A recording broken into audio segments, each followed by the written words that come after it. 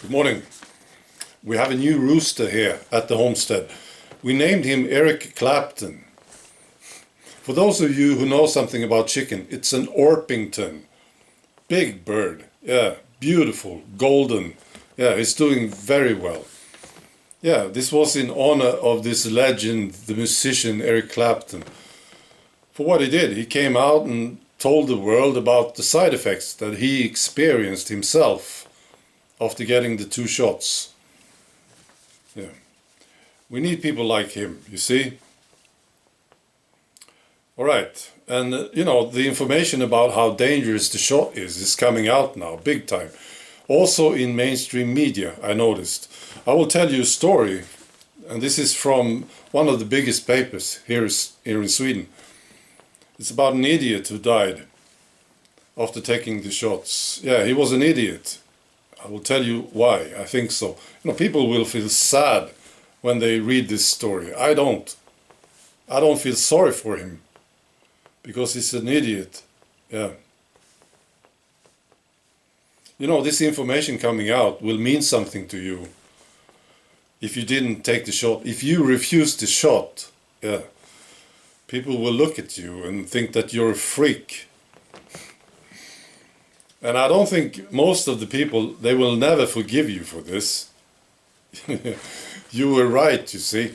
They were wrong. You proved them to be idiots when you refused the shot. And now the truth is coming out. They will hate you. Just so you know. Right, they already hate you, don't they? Okay. So this is the story about the idiot. The idiot. His name is Reza. He's 44 years old, lives in Malmö. He's a healthcare worker. And he was offered the AstraZeneca. This was in March. And he took it. This was just before they stopped the AstraZeneca here in Sweden to people under the age of 65. So he was one of the last ones who got it. Yeah, he was 44, right? The next day after the shot, he became ill, had a shortness of breath. He came to the hospital where he collapsed. He was awakened by an adrenaline shot. Yeah. He was hospitalized for several days. The doctors, they said if he had not come to the hospital, he would probably have died. Yeah. And then it was time for the second shot. Yeah, I'm not kidding you. And the doctor said, yeah, you should take the second shot.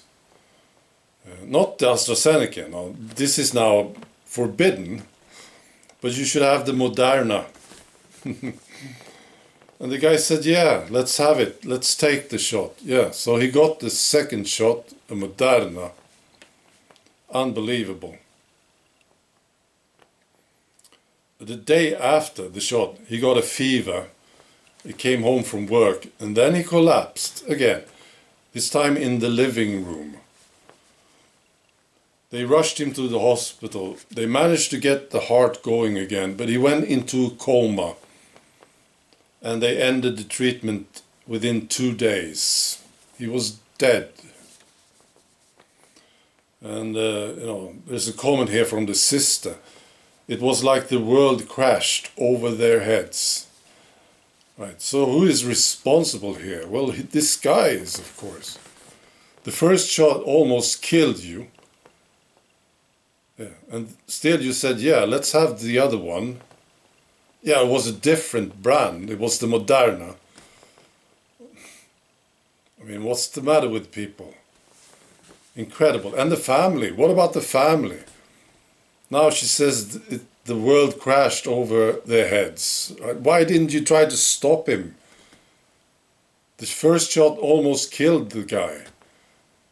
Why didn't you stop him, for God's sake? It's unbelievable. Yeah.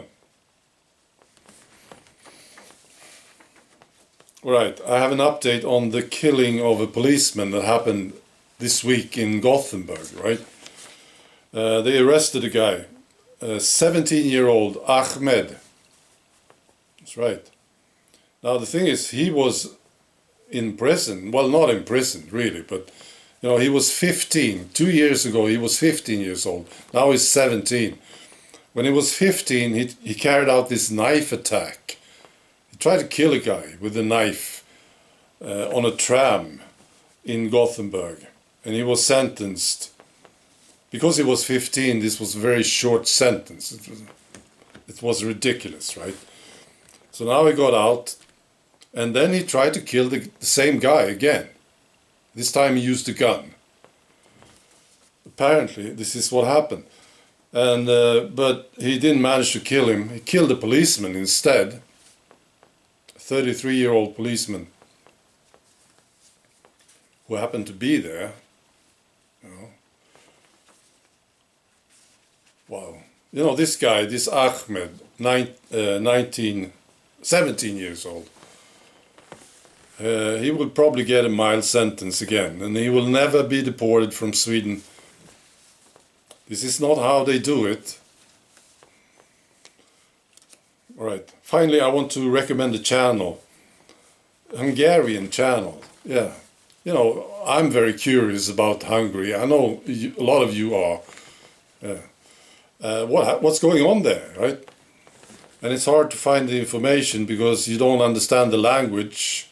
Now there is a channel, Politikai Hobbyista, who did at least one video in English, and it's good. You understand, and it's great. Yeah, I watched it.